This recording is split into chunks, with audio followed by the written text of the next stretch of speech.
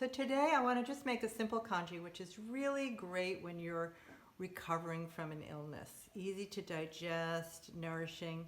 First I'm going to take some short grain sweet brown rice. You can use arborio rice, you can use millet, you can use whatever rice you have. But I like sweet brown rice because it's a little bit more, it's what they use for sticky rice, so it has more body to it.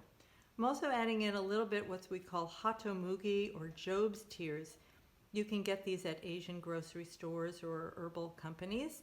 And in Chinese medicine, we use this for helping to, what we say, drain the damp. So it helps to fortify spleen and stomach, which is really important for digestion. So I'm going to add that in. So I've added a half a cup of rice, just about an eighth of a cup or a quarter of a cup of hatomugi, and then I'm adding in 4 cups of water. And I had already heated up the pan, so you heard that little noise there.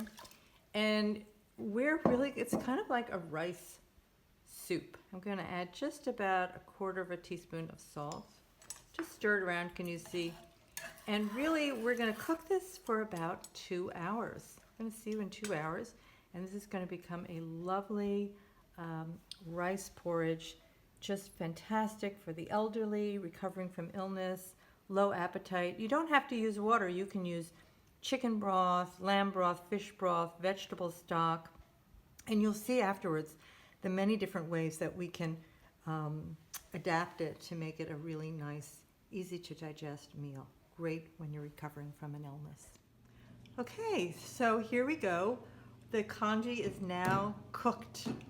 And we've cooked it for 2 hours, and you see the rice, but you see it's really like a soup.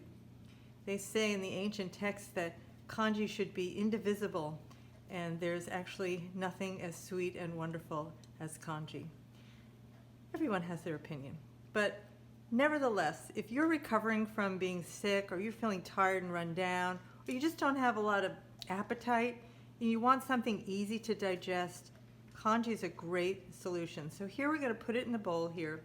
And then what you can see on this board is I have a number of different condiments. And these are just some simple ones. You could have a big bowl of congee and add in some meat and vegetables and leftovers from last night. You can add fish, you can add pickles.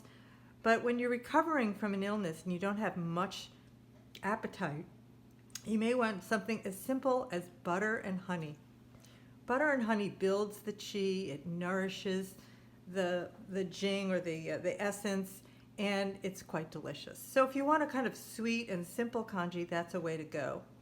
If you're looking for a kind of more nutty and a little bit more fat, you can use either walnuts, which we say our yang tonic law of signature says that it's very good for the kidneys, or you can use almonds, which are good for the lungs and help lubricate and help aid in cough. Just like you make oatmeal, you can add either walnuts and almonds or together, and you can use some goji berries, which are very good for the essence. They nourish the eyes. Now, if you want to go a little bit more savory, you can put the walnuts together with Chinese chives, which together become what we say in Chinese medicine, a yang tonic, meaning that it warms the body and goes to the kidney. And you can even add a little bit of this is a furikake I made with nori, hemp seed, some fish flakes, and salt, and that can be put on as well. Just, you could see just like a little, it makes it pretty.